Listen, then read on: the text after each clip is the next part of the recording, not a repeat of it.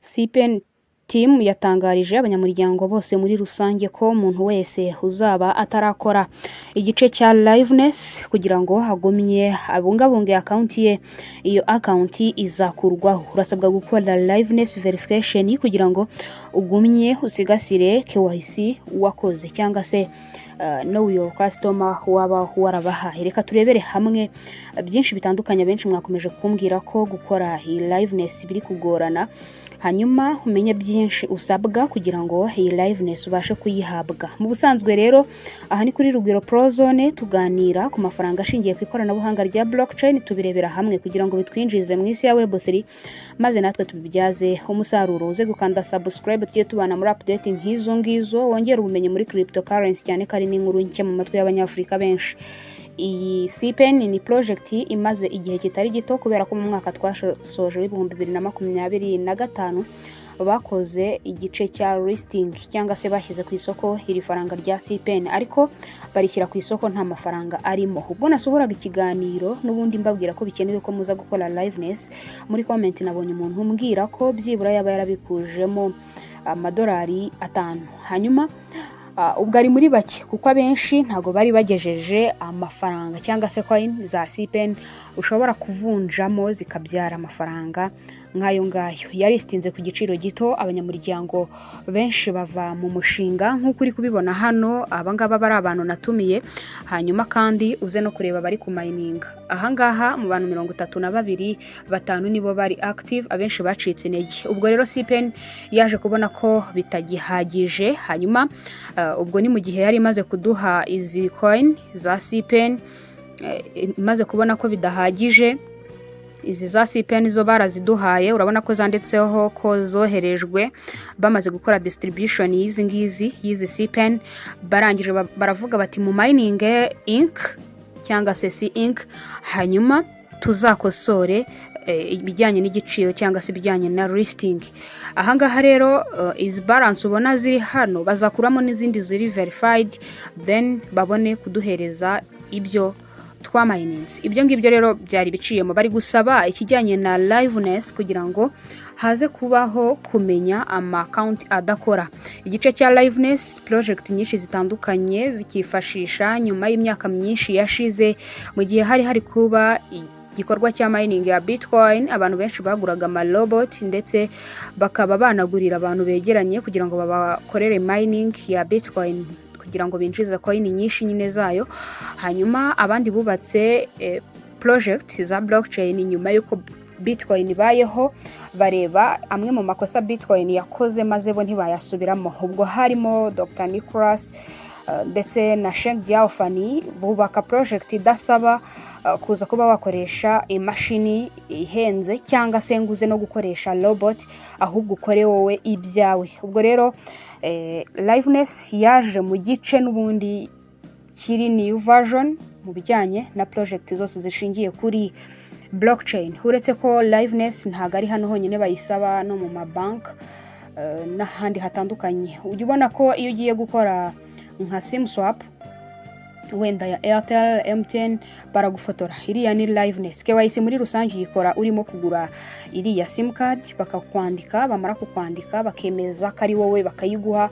Iyo uyitaye usubiyeyo bagakora igice cyo kugufotora isura yawe, ubwo buri gukora liveness. Baba bagira ngo baceckinge barebe ko umukiriya bakiriye n'ubundi ariwe basanzwe bafite mu buryo bw'isura cyangwa se bwa nyine bwa kamera.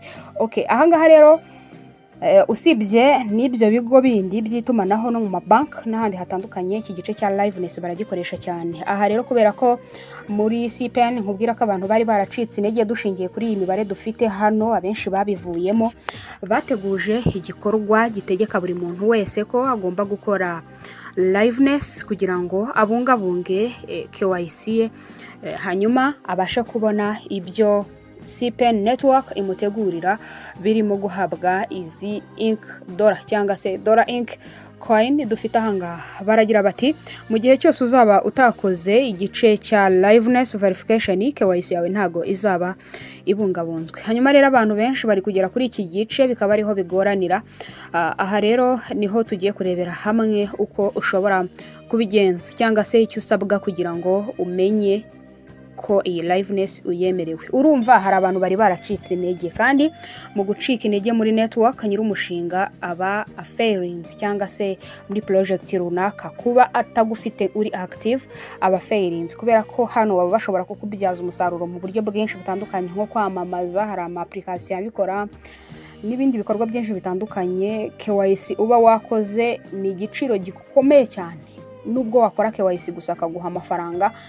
Ziriya KYC dukora ziba zishobora guhagararira ibintu byinshi mu bijyanye nyine na blockchain project, ari nk'andi masezerano nashaka gusinya n'ibindi bigo bikomeye. So aha rero bashyizeho itegeko rigonga buri muntu wese ushaka gukora iyi liveness, kugira ngo mu gihe bazaba batangiye gutanga izi coin za Ink Dollar azabe ari muri bamwe mu bari nominated cyangwa se bemerewe. Ahangaha buri muntu wese arakanda kuri aka kantu ka KYC. N'ubundi mu busanzwe KYC yo twarayirangije, n'ubundi ni know your customer cyangwa se kuriya wifotora nyine ufite nirangamuntu. Ahangaha barakubwira bati kugira ngo ubone token zawe, kugira ngo zoherezwe, urasabwa kubanza gukora ikijyanye na verification kugira ngo wakire token zawe. Ubwo nyine ni n'abatarakora KYC muri rusange, ariko natwe liveness iri mu gice cya verification.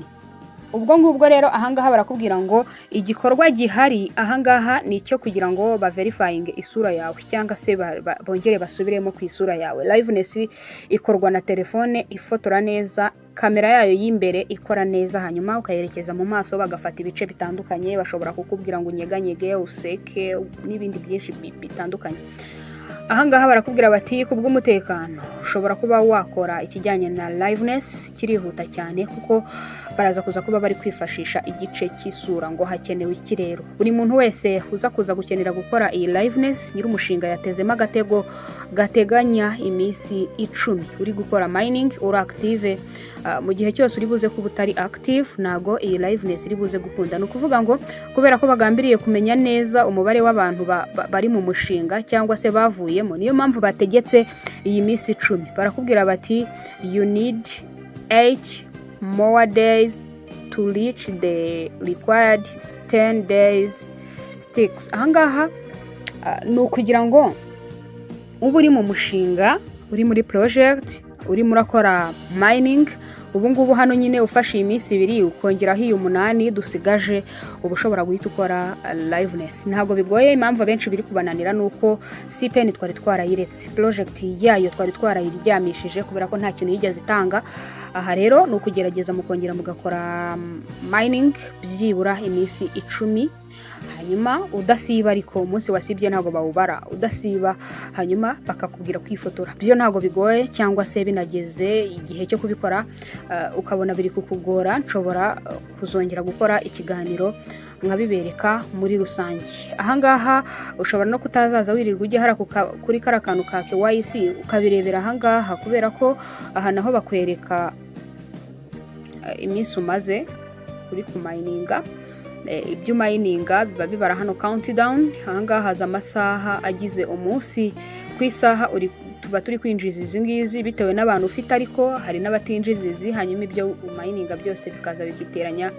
Ahangaha mining nk'ibisanzwe bera hano, hari igihe akakantu kaba gasa orange ujye wongera umayininge, cyangwa se nusanga kadasa orange utegereze gasa nka gutya amasaha yawe 12 cyangwa 28 abashe kuba yashira. Iki gice rero cya liveness CPN iri gusaba muri rusange buri munyamuryango wese wayo aragitegetswe cyangwa asabwa kucyuzuza kugira ngo byinshi nyiri umushinga ategura abashe kubibona. Bavuze ko ibyo batakoze cyangwa se amakosa bakoze ku kijyanye na distribution ya CPN cyangwa se na listing bashaka kubikosorera muri Dollar Inc. Hari n'abantu ku mbuga nkoranyambaga bari kuvuga ko iyi project yamaze kuba yagurishwa abanyamafaranga.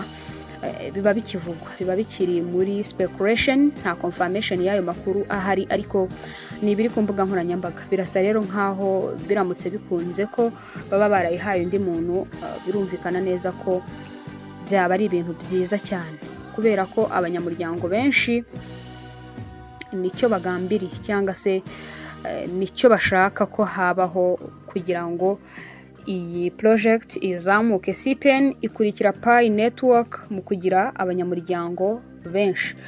Pi Network irabanza, CPN igakurikira ugereranije n'ibihugu duherereyemo. CPN nayo igira abanyamuryango benshi cyane kubera ko ni project yaje itanga icyizere ndetse na benshi baranayikora, ariko nyine birangira ifailinze cyangwa se ibyo bateguye bitagenze neza. Reka dusoze, tugira group WhatsApp ducishamo amatangazo, ushobora kutujoininga urebye muri video description ahanditsemo, hanyuma tukajya tubana muri update nyinshi zitandukanye. Ikibazo cyangwa igitekerezo waba ufite ku bijyanye n'imishinga ya blockchain ushobora kutwandikira muri comments cyangwa se ukaduha inyunganizi yawe. Ndagushimiye we twabanye, reka tubane mu zindi update turushaho kugutegurira.